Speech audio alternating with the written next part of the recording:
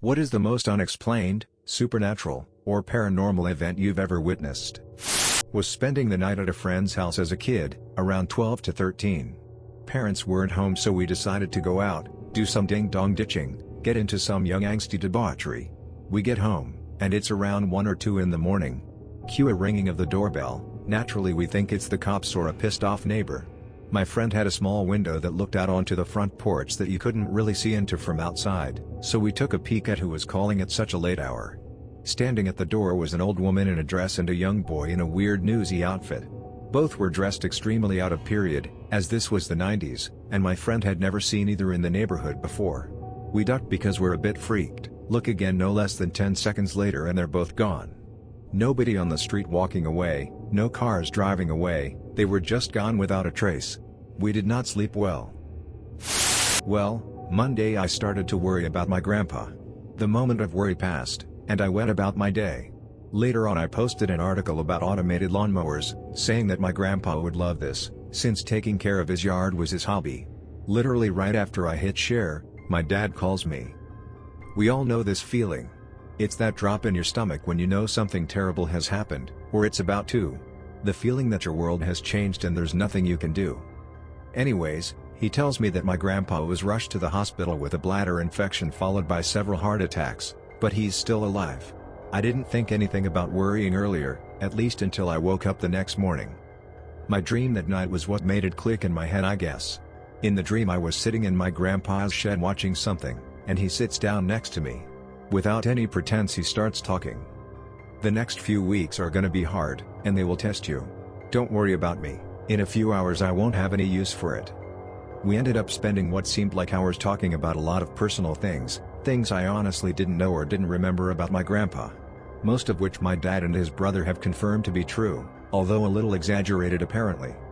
Grandpa didn't die until around noon on Tuesday, pretty much just a few hours, 3-hour time difference, after my dream. I'm not religious, nor will I be, but for fuck's sake, what the fuck?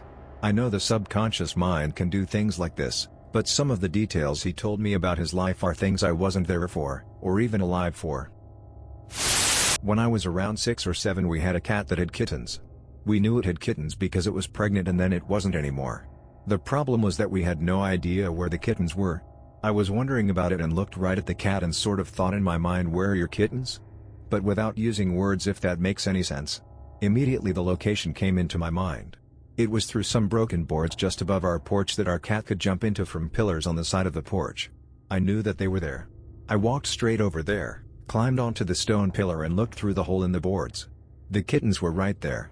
I've never had a similar experience again in my life.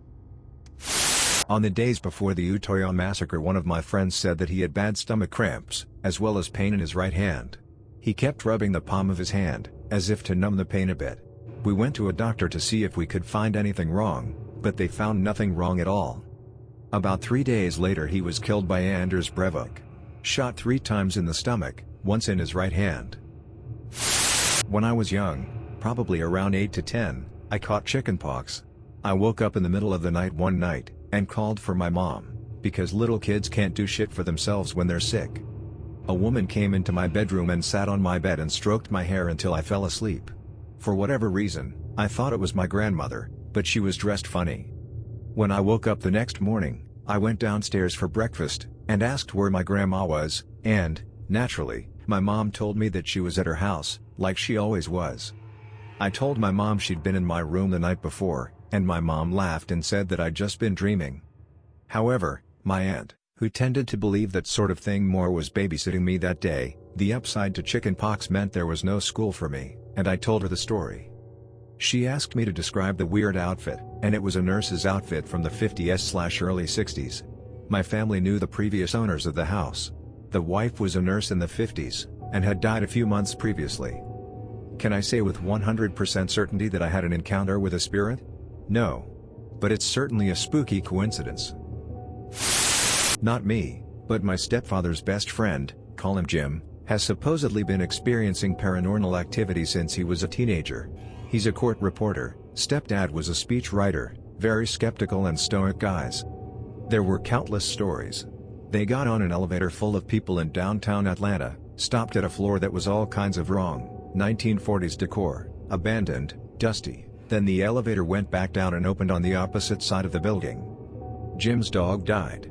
A week later the stereo turned on by itself and started playing a song Jim loved to play for his pet. No CD inside. It had snowed the night before and there were paw prints in the backyard leading to the house, but none near the gate. He frequently finds giant piles of coins under his pillow. He lived in London for a time, thinking he'd escaped the spirit, which had begun to scratch him hard on his arms and legs. After 6 months he found a little pile of pennies in his bed, even though he hadn't been carrying American coinage. I personally witnessed one strange event while Jim was around. Was walking down the stairs and felt something whip past my head and heard it hit the wall. Looked down and saw a quarter dated 1948. I thought my sister was messing with me, but she was down at the lake with everyone else. Please get more stories. This is amazing. Okay, I remember one that my stepdad, Jim, and 2 of their other college buddies all swore was true. When my dad and Jim were roommates in the 70s, they had a house with a screened-in back porch. Multiple times a year, they'd be up late and suddenly hear what sounded like a bridge club, old ladies chatting and giggling, ice cubes tinkling in snifter glasses, cards being reshuffled, etc. Sometimes they'd go sit out on the porch, right in the middle of it, and the women carried on. In another anecdote, a roommate of theirs opened a closet and found a spinning vortex. He walked straight out of the house, left all his shit behind, and never came back. They had to badger him repeatedly to find out what happened. Could've just been an LSD flashback, though. Probably too late to get noticed, but it's a good story. I used to work as a 911 operator in a relatively large metro area. One night at about 3 a.m. or so I answered a call from an elderly lady who said she didn't feel good. I tried to get more info about what was wrong: chest pain, trouble breathing, headache, is she diabetic, etc. I got her address and phone number. She said no one else was home but the door was unlocked so they could go in. No matter what else I asked about what was wrong, all she would say is, "I don't feel good. Can you please send someone to help me?" After a few minutes she said, "I'm gonna put the phone down for a minute, I need to go to the bathroom." I tried to get her to stay on the line with me, told her she can do whatever she needs to get ready but I'd like to be able to stay in contact in case there's a problem. She said, "I'm gonna put the phone down, I'll just be a minute." A couple minutes passed, then the fire department called on scene so I just disconnected and didn't think much about it. Told them the patient advised front door is unlocked and she was in the bathroom. A couple more minutes and one of the firefighters called over the air with a weird tone and said fire alarm, which is how they address dispatch. How exactly was this call received? I told them call was first party from the patient's home phone approx 8 minutes ago. He didn't respond over the air, but called the desk from his cell phone, which usually only happens when something weird is going on that they don't want broadcasted since anyone can listen to the radios. On the phone he said, "Are you sure this wasn't a third-party call from a family member or something?" I said negative. Caller advised I don't feel good and said no one else was home, so to the best of my knowledge, the caller is the patient. Have you made contact? He said, "Yay, she was in the bathroom like you said, but she's been dead for about 12 hours. Cold to the touch, fully livid, full rigor, we're gonna need a deputy out here." Afterwards we pulled the tapes of the radio and phone calls and checked the timestamps, address, phone number, and went over everything a few times to see if I missed something. I called them back in the morning after the shift to see if they had any more info, but they were just as weirded out as we were. The phone was in the living room and the patient was in the bathroom, but the call was definitely from that phone. Still have no idea what the most likely explanation is. I lived in a haunted house with 3 roommates. They lived there for a couple of weeks before I did and swore up and down that a young woman was haunting the house. One of them said they had some incense manually extinguished when they weren't home. Another one said they were feeling around in the dark looking for a light switch and felt the hair on the top of someone's head. Someone that wasn't there when the light came on. I, being a good and proper atheist and knowing my roommates were kinda potheads, thought it was all bollocks and that they were paranoid. A month or so after I moved in, I was laying in bed when I heard a girl crying in the hallway. 2 of my roommates were girls so I got up to do the requisite investigating and consoling. I opened my door to see who it was, only to discover that I was the only person home at that time. I'm still not a major believer in the supernatural but I won't rule anything out now. So much paranormal crap happened to me when I was a kid. One that has always stuck was when I was about 3 or 4 years old. Back then I used to randomly wake up in the middle of the night really often for no known reason. I was still sleeping in my parents' bed at the time, so I would just lay in bed and look around. I swear, every damn time I'd look at the doorway to the living room, I would see two really tall figures standing there. They looked like the old farm couple in that one painting. Except they had hollow eyes and they were thinner. They never really didn't do anything but stare back at me at first. One night was especially weird. I woke up as usual and saw them standing there at front of the doorway again. Only this time something felt a bit more off than usual. The ceiling fan was on high and the blades were going so fast that the entire fixture was moving back and forth. I look back at the figures and they have some really dark, creepy grins on their faces.